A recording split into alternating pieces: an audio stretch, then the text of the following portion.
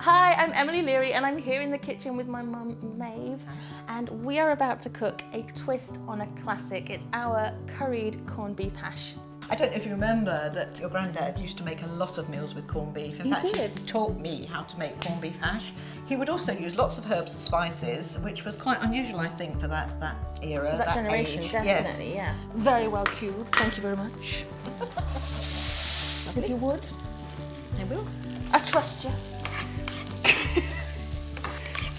Quick stir through.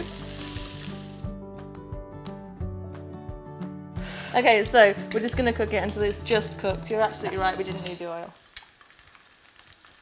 Another one. But what we want is when the egg sits on top of the corned beef hash, is you cut into it and it's like a natural sauce. Yes. It all dribbles over the corned beef. So tasty, so quick and easy, you know, 10, 15 minutes and it's on the plate. Perfect. Just proves you should always have a can of corned beef in the cupboard. And Princess is giving away lots of corned beef goodies. Check out the giveaway link to find out more.